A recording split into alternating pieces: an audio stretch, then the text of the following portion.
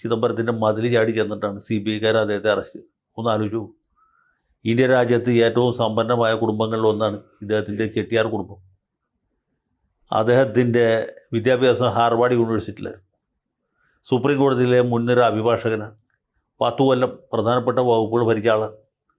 ആദ്യം ധനകാര്യമന്ത്രിയായിരുന്നു, പിന്നെ ആഭ്യന്തരമന്ത്രിയായിരുന്നു. അദ്ദേഹത്തിൻ്റെ പിതാവ് സുപ്രീം കോടതിയിൽ ജഡ്ജിയായിരുന്നു. ഭാര്യ സുപ്രീം കോടതിയിലെ കൊടി കെട്ടിയ വക്കീലാണ്. ഇതൊക്കെ ഉണ്ടായിട്ടും ഒരു വിശേഷം ഉണ്ടായില്ല.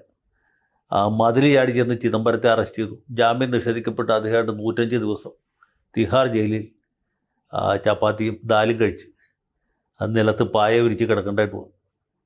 അങ്ങനെ ഒരു ദുരനുഭവം ചിദംബരത്തിന് ഉണ്ടായ സമയത്ത് ഞാൻ പറഞ്ഞിരുന്നു, അടുത്തത് ഈ വിധി വരാൻ പോകുന്നത് വാദ്രയ്ക്കാണ് എന്ന്. ആ സമയത്തും ഉണ്ടായില്ല. പക്ഷേ അത് വാദ്രയുടെ തലയ്ക്ക് മീതെ ഒരു വാളായിട്ട് ഇങ്ങനെ തൂങ്ങിക്കിടന്നു. കാരണം പ്രിയങ്കയെ പിടിക്കുന്ന പോലെയല്ല, രാഹുലിനെ പിടിക്കുന്ന പോലെയല്ല, സോണിയെ പിടിക്കുന്ന പോലെയല്ല. ഇദ്ദേഹം നെഹ്റു ഗാന്ധി കുടുംബത്തിലെ ശരിക്കുള്ള അംഗമല്ല, സംബന്ധം വഴിക്ക് അംഗമായി തീർന്ന ആളാണ്. മാത്രമല്ല പുള്ളിയെക്കുറിച്ച് പൊതുജനങ്ങളുടെ ഇടയിൽ തന്നെ ഏകദേശം ഒരു ധാരണയുണ്ട്. ചിദംബരത്തെ പറ്റി പറഞ്ഞ പോലെയാണ്, അല്ലെങ്കിൽ മാണി സാറിനെ പറ്റി പറഞ്ഞിരുന്ന പോലെയാണ്. അപ്പോൾ വാദ്രയെ കൊടുക്കുകയാണെങ്കിൽ, അദ്ദേഹത്തെ അറസ്റ്റ് ചെയ്യുകയാണെങ്കിൽ, അദ്ദേഹത്തെ ജയിലിടുകയാണെങ്കിൽ അദ്ദേഹത്തിന് വേണ്ടി കരയാൻ ആരും തന്നെ ഉണ്ടാകുകയില്ല. പ്രിയങ്ക ഗാന്ധിക്ക് പോലും വലിയ തോതിലുള്ള വികാര പ്രകടനങ്ങൾ നടത്താൻ, അദ്ദേഹത്തിന് വേണ്ടി സിന്ദാബാദ് വിളിച്ച് പ്രവർത്തകരെ അണിനിരത്താൻ നോക്കും. സാധ്യത കുറവാണ്, അതിനുള്ള ബുദ്ധിമുട്ടുണ്ട്. അപ്പോൾ അങ്ങനെ ഒരു സാഹചര്യത്തിൽ ഈ പാവപ്പെട്ടവനെ ബലിയാടാക്കി കഴിഞ്ഞാൽ 2 ഗുണമുണ്ട്.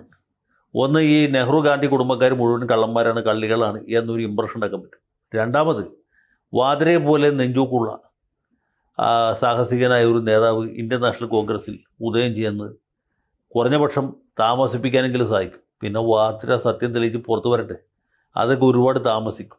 അപ്പോൾ അത് കണക്കാക്കിക്കൊണ്ടുള്ള ഈ അമിത്ഷാ നരേന്ദ്രമോദി ടീമിൻ്റെ ഒരു കുതന്ത്രമാണ് ഇപ്പോഴത്തെ ഈ ചോദ്യം ചെയ്യലും അദ്ദേഹത്തിനെതിരായിട്ടുള്ള പ്രോസിക്യൂഷൻ നടപടികളും എന്നാണ് ഞാൻ വിശ്വസിക്കുന്നത്.